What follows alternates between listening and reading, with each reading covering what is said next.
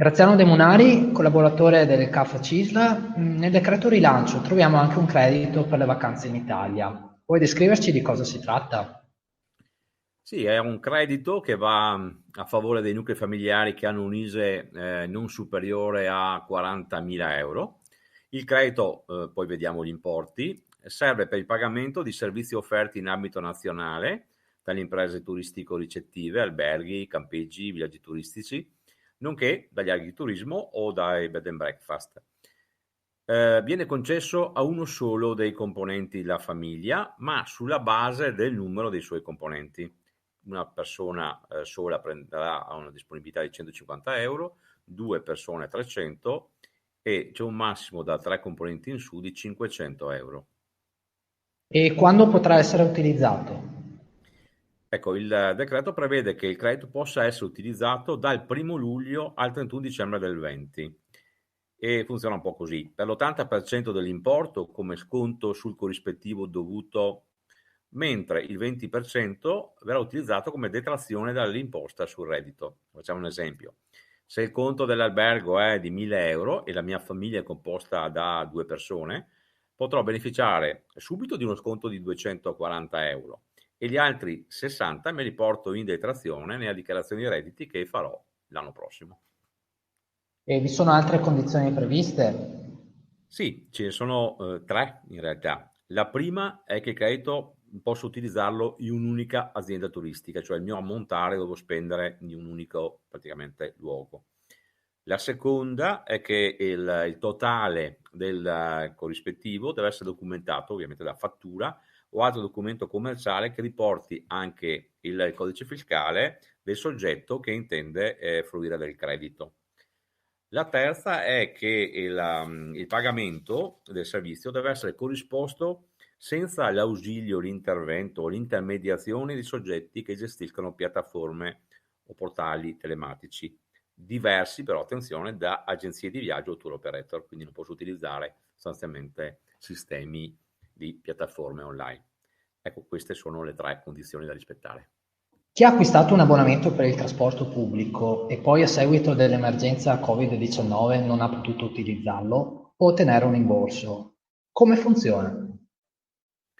Sì, intanto precisiamo che possono richiedere rimborso tutti gli studenti o i lavoratori pendolari in possesso di un abbonamento ferroviario o di trasporto pubblico locale, autobus, tram, metro, in corso di validità durante il periodo interessato dalle misure restrittive imposte dal governo e che per questo motivo non hanno potuto utilizzarlo in tutto o in parte.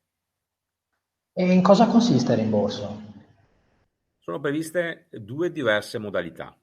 La prima, un voucher di importo pari all'abbonamento acquistato da utilizzare entro un anno dall'emissione. La seconda è invece un prolungamento della durata dell'abbonamento per un periodo corrispondente a quello durante il quale non è stato possibile utilizzare l'abbonamento. E cosa dobbiamo fare per ottenere il rimborso? Dobbiamo sicuramente presentare una domanda al gestore dei servizi di trasporto e immagino che i siti ci daranno dei singoli gestori delle indicazioni, però sicuramente va allegata la documentazione che prova che abbiamo l'abbonamento, quindi ad esempio la sua fotocopia, ma anche una autocertificazione in cui si dichiara, sotto la nostra responsabilità, che non è stato possibile utilizzare il titolo di viaggio a causa appunto delle misure restrittive del governo. A questo punto i gestori del servizio pubblico dovrebbero procedere entro 15 giorni, immaginiamo, a soddisfare la richiesta riconoscendoci il voucher o il prolungamento del periodo dell'abbonamento. Buona mobilità, di cosa si tratta? Allora, è un contributo economico che viene concesso a chi acquista biciclette, comprese quelle a pedalata assistita, a monopattini o altri, come dire, eh, strumenti simili come l'overboard. Viene concesso anche a chi utilizza servizi di mobilità condivisa, quindi aziende che metteranno a disposizione appunto biciclette, immagino, che non siano quella ovviamente mobilità in autovetture, ma solo biciclette sostanzialmente. E l'importo del bonus qual è? Allora, diciamo che il bonus è pari praticamente al 60% della spesa, però per un importo non superiore a 500 euro. Bisogna però vedere concretamente come oggi è possibile applicare, perché il decreto ha prevista questa modalità, ma finché non ci sarà un'app disponibile sono previste sostanzialmente due modalità. Allora, oggi concretamente in questa fase qua, per acquisti effettuati dal 4 maggio fino a quando non sarà operativa l'applicazione web, è previsto il rimborso al beneficiario, quindi per ottenere il contributo del, ricordo, 60%, ma fino a un massimo di 500, si dovrà conservare il documento, il giustificativo di spesa, la fattura o il contrino, e allegarlo all'istanza da presentare mediante questa applicazione web quando ci sarà. Appena ci sarà la procedura web, dal giorno quindi di questa operatività, lo sconto diretto da parte del fornitore del bene avviene dal punto di vista del negoziante, che però deve essersi iscritto a questa app, quindi è disponibile a fare immediatamente lo sconto, e poi sarà lui a recuperarsi l'altra quota cioè praticamente si fa lo sconto e lui si recupera la quota della cosa che ti ha riconosciuto sostanzialmente. E questo bonus è per tutti? Ecco, no, ha due limiti. Il primo è che l'acquisto deve essere fatto da maggiorenni. Il secondo, invece, che è un po' più ampio, è che vale solo per chi risiede, attenzione, nelle città capoluogo di regione o di provincia, o nei comuni con più di 50.000 abitanti, o nei comuni che fanno parte delle città metropolitane. Concretamente, quindi in Veneto, chi abita nei 7 capoluoghi di provincia, e nei 44 comuni della città metropolitana di Venezia. Ok, Graziano, facevi riferimento per il contributo vacanze all'ISEE.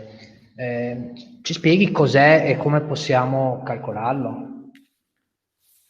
Sì, allora sapete che dal punto di vista si sa che l'indicatore della situazione economica, appunto ISEE, viene utilizzato per moltissime condizioni, richiesta contributi, tasse universitarie, eccetera. Per il buono vacanza è stato inserito, è un importo buono, elevato, di 40.000 euro.